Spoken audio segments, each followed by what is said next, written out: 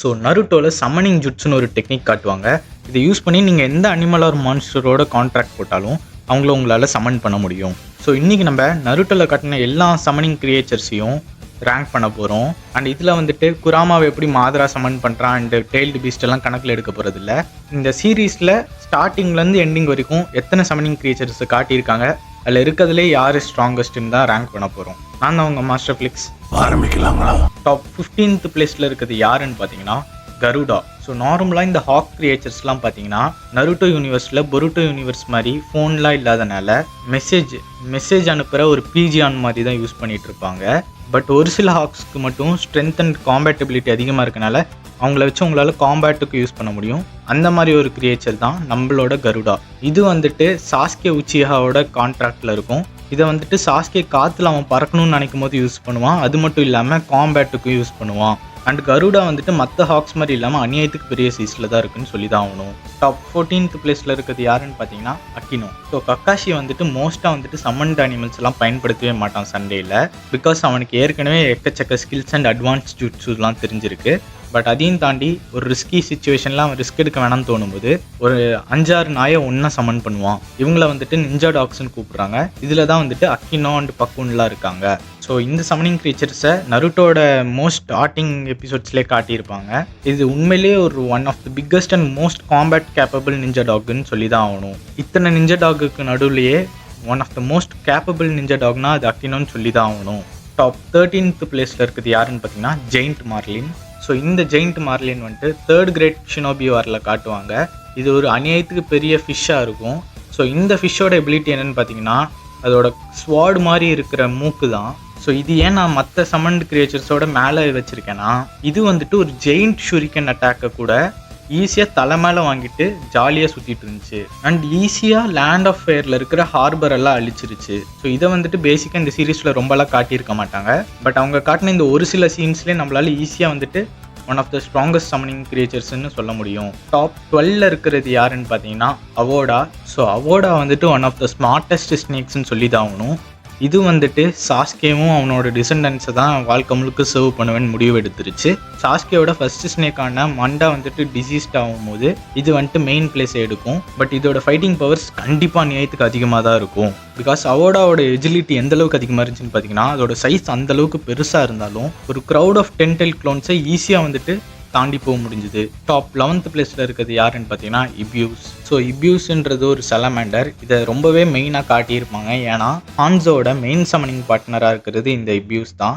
இவங்க 2 பேரும் ஒன்றா சேர்ந்து மொத்த ஷினோபி வேர்ல்டே வந்துட்டு பயம்படுத்தியிருக்காங்கன்னு சொல்லி தான் ஆகணும். எவ்வளோ பெரிய ஸ்ட்ராங்கஸ்ட் நிஞ்சாவாக இருந்தாலும் அவங்களோட பாய்சன் காம்போவெல்லாம் யூஸ் பண்ணி அநேகத்துக்கு கிரேட் காம்போவாக இருந்திருக்காங்கன்னு சொல்லி தான் ஆகணும். டாப் 10th பிளேஸில் இருக்கிறது யாருன்னு பார்த்தீங்கன்னா ஜெயிண்ட் ரைனோ. ஸோ ஒரு சில நிஞ்சாஸ் இன் நருட்டோ வந்துட்டு ரொம்ப விசித்திரமான அனிமல்ஸ் சம்மன் பண்ணுவாங்க. இந்த அனிமல்ஸ் ஏன் விசித்திரம்னு சொல்கிறேன்னா ரொம்ப அட்வான்ஸ் ஜூட்ஸு பயன்படுத்துகிறதா இருக்கட்டும், இல்லைன்னா எல்லாரையும் ஏமாற்றிட்டே சண்டை போடுற மாதிரி, இல்லைன்னா வெப்பன்ஸ் யூஸ் பண்ணி ஃபைட் பண்ணுற மாதிரி ஒரு சில சம்மனிங் அனிமல்ஸ் இருக்குது. பட் இதுக்கு அப்படியே ஆப்போசிட்டாக இருக்கிற சம்மனிங் அனிமல் தான் நம்ம ரைனோ. இது வந்துட்டு ஒரு ப்ரூட் ஃபோர்ஸை பயன்படுத்துகிற ஒரு அனிமலாக இருக்கும். எங்கே போனாலுமே வந்துட்டு ஒரு அநியாயத்துக்கு ஒரு டெஸ்ட்ரக்ஷனை கிரியேட் பண்ணுற மாதிரி ஒரு சம்மனிங் ஜுட்ஸுவாக இருக்கும். ஸோ இதை பக்காவாக யூஸ் பண்ணது யாருன்னு பார்த்தீங்கன்னா ஹிடன் லீஃப் வில்லேஜை அழிக்கும் போது பெயின் அநியாயத்துக்கு பர்ஃபெக்டாக யூஸ் பண்ணுவான். அண்ட் இதோட ட்ரேட்மார்க் லுக் என்னன்னு பார்த்தீங்கன்னா ரெனேகன் ஐஸ் வச்சுருக்கும் அண்ட் பிளாக் பியர்சிங் போட்டிருக்கும். பட் இது மட்டும் இல்லை, பெயின் சம்மன் பண்ணுற எல்லா கிரியேச்சர்ஸுமே இப்படி தான் இருக்கும். டாப் 9th பொசிஷனில் இருக்கிறது யாருன்னு பார்த்தீங்கன்னா கான்ச் கிங். ஸோ காண்டாச்சி வந்துட்டு ஹான்ஸோட ரைட் ஹேண்ட் மேனாக காட்டியிருப்பாங்க. இவனும் வந்துட்டு ஹான்ஸோ மாதிரியே அநியாயத்துக்கு சம்மனிங் ஜுட்ஸ் மேலே தான் ரிலே பண்ணி ஃபைட் பண்ணுவான். இவன் வந்துட்டு அநியாயத்துக்கு அந்த கான்ச் கிங்கோட பவர் மேலே ரிலே ஆகிருப்பான். இந்த கான்ச் கிங்கால் என்ன யூஸ் பண்ண முடியும்னு பார்த்தீங்கன்னா இதால் வந்துட்டு ஒரு கென்ஜுட்ஸை பயன்படுத்தி யாரை வேணாலும் பேரலைஸ் பண்ண முடியும். அண்ட் இதால் வந்துட்டு குட்டி குட்டியாக ஷார்ப்பான ஸ்பைக்ஸை வந்துட்டு ரேஞ்சு அட்டாக்ஸை பயன்படுத்த முடியும். அண்ட் அதுக்கு ஒரு பெரிய லாங் டங் இருக்கனால அதை வச்சு எனிமீஸை வந்துட்டு கண்ட்ரோலும் பண்ண முடியும். டாப் 8th பிளேஸில் இருக்கிறது யாருன்னு பார்த்தீங்கன்னா கமட்டாரி. ஸோ இந்த கமட்டாரி வந்துட்டு ரொம்ப குட்டியாக தான் இருக்கும். பட் அநியாயத்துக்கு ஸ்ட்ராங்கான சம்மனிங் கிரியேச்சர்னு சொல்லி தான் ஆகணும். இதை வந்துட்டு ஷிகுமாரு நாரா அவனோட ஆப்னண்ட்டோட சண்டை போடும்போது கஷ்டப்படும் போது டெமாரி வந்து அவள் ஃபேனை யூஸ் பண்ணி கமட்டாரியை சம்மன் பண்ணுவா. அண்ட் இந்த கமட்டாரி உடனே வந்து அதோட குவிக் பிஹேவிங் டான்ஸ்னு ஒரு டெக்னிக்கை பயன்படுத்தி ஈஸியாக எல்லாரையுமே கொண்டுடும். டாப் 7th பிளேஸில் இருக்கிறது யாருன்னு பார்த்தீங்கன்னா பாக்கு. ஸோ இந்த பாக்கு வந்துட்டு அநேத்து பார்க்க விசித்திரமாக தான் இருக்கும். அதாவது யானை ஒரு சில எக்கச்சக்க அனிமல்ஸ் எல்லாம் ஒன்று கலந்த மாதிரி. அண்ட் இது வந்துட்டு டான்ஸோ வந்துட்டு சாஸ்கியோட சண்டை போட்டுட்டு இருக்கும்போது ஃபர்ஸ்ட் காட்டுவாங்க. அண்ட் இந்த ஃபைட் அப்போ இந்த பாக்கும் வந்துட்டு ஒரு டாப் டியர் சமனோட பவர் அளவுக்கு இல்லைனா அதோட அதிகமாகவே வந்துட்டு பவரை காட்டியிருக்கும். அதோட இந்த யானை மாதிரி இருக்க தும்பிக்கையை பயன்படுத்தி எல்லாத்தையுமே உடனே சக் பண்ணி வாயில் சாப்பிட்ரும். டாப் 6th பொசிஷனில் இருக்கு. ஸோ இந்த மங்கி கிங் என்மா வந்துட்டு 3rd ஹொக்காகியோட பர்சனல் சமனாக இருக்கும். அண்ட் இந்த என்மா வந்துட்டு ஹிருசனோட பல்லாயிரம் வருஷமாக கூடயே இருக்குது. பட் இது எல்லாமே வந்துட்டு ஒரோச்சிமாரோட சண்டை போடும்போது ஹிருசன் செத்த உடனே முடிவுக்கு வருது. இந்த என்மா கிட்ட சும்மா அநியாயத்துக்கு கிரேட் ஸ்ட்ரென்த் இருக்குன்றனால மட்டும்லாம் இல்லை, பட் ஒரு ஜஸ்ட் லைக் ஒரு ஹியூமன் பார்ட்னர் இருக்க மாதிரியே கூடயே இருக்கும். அண்ட் என்மாவால் ஒரு ஆப்பனண்ட்டோட நேச்சரு, அவங்களோட ஸ்ட்ரென்த்து, அவங்களோட ஃபைட்டிங் ஸ்டைல் அண்ட் டெக்னிக்ஸ் எல்லாம் வந்து பார்த்து புரிஞ்சுக்கிட்டு அதுக்கேற்ற மாதிரி சண்டை போட முடியும். டாப் 5th பிளேஸில் இருக்கிறது யாருன்னு பார்த்தீங்கன்னா காமா கிச்சி.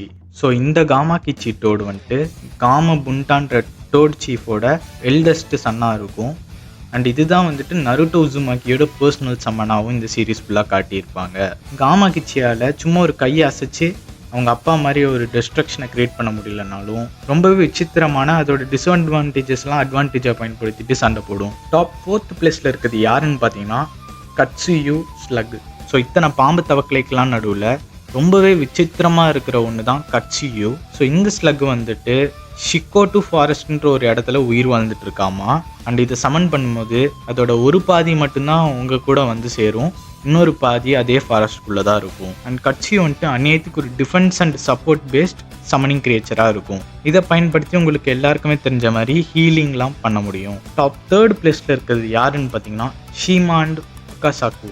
ஸோ இந்த 2 டோட் சேஜஸ் ஷீமா அண்ட் ஃபுகாசாக்கு வந்துட்டு இந்த 2 டோட் சேஜ் ஷீமா அண்ட் ஃபுகாசாக்கு வந்துட்டு ஹஸ்பண்ட் அண்ட் ஒய்ஃபாக இருப்பாங்க. மவுண்ட் மியோபோக்குல வாழ்ந்துட்டு இருப்பாங்க.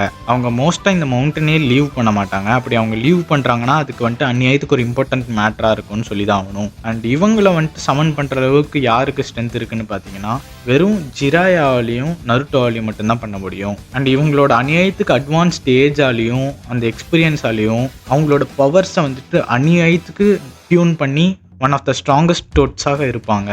அண்ட் இப்போ டாப் 2nd பிளேஸில் இருக்கிறத நீங்கள் எல்லாருமே ஃபஸ்ட் பிளேஸில் இருக்குன்னு தான் நினச்சிட்டு இருப்பீங்க. யாருன்னு பார்த்தீங்கன்னா காமா புண்டா. ஸோ இவர் தான் வந்துட்டு மவுண்ட் பியோக்கோட சீஃப் டோடாக இருப்பார். And one of the most strongest if not the strongest toad in Naruto. And இதை வந்துட்டு ஜிராயா, மினாட்டோ அண்ட் நருட்டோவால் மட்டும்தான் சமன் பண்ண முடியும். காமா புண்டாவோட சைஸ் அட்வான்டேஜாலேயே ஈஸியாக வந்துட்டு ஒரு கையோட ஃப்ளிக்லேயே வந்துட்டு டிஸ்ட்ரக்ஷனை க்ரியேட் பண்ண முடியும். அதுக்கு ஸ்வாட்ஸ்மேன்ஷிப்போட டெக்னிக்ஸும் தெரிஞ்சிருக்கு. அண்ட் அது மட்டும் இல்லாமல் அதை ஈஸியாக வந்துட்டு குராமாவோட சண்டை போடுற அளவுக்கு நருட்டோட ஃபர்ஸ்ட் சீன்ஸ்லலாம் காட்டியிருப்பாங்க. டாப் 1st பிளேஸில் இருக்கிறது யாருன்னு பார்த்தீங்கன்னா மாண்டா. ஸோ கட்சியூ, காமா புண்டா அண்ட் மண்டா தான் வந்துட்டு 3 பாஸ் சமன்ஸாக இந்த சீரீஸில் காட்டியிருப்பாங்க. அண்ட் இவங்க 3 பேருக்குள்ளேயே கம்பேர் பண்ணால் மாண்டா தான் இருக்கிறதுலே ஸ்ட்ராங்கஸ்ட்டுன்னு சொல்லி தான் ஆகணும். ஏன்னு பார்த்தீங்கன்னா ஒரு எபிசோடில் வந்துட்டு மாண்டா கட்சியூ அண்ட் காமா புண்டாவோட சண்டை போடும்போது கிட்டத்தட்ட அந்த 2தோட உயிரையும் எடுக்கிற அளவுக்கு போயிடும். ஸோ ஒரோச்சிமாரு மாதிரி எனக்கு பவர் வேணும்னு சுற்றிட்டு இருக்க ஆளுக்கிட்ட வந்துட்டு இந்த மாதிரி ஒரு சமனிங் கிரீச்சரை சாஸ்கே கிட்ட கொடுக்க முடியுன்றது எந்த ஒரு சர்ப்ரைஸும் இல்லை. ஸோ இவ்வளோதான் மக்களே இந்த வீடியோ பிடிச்சிருந்துச்சுன்னா இன்னொரு வீடியோ பாருங்கள். Master Flix signing off.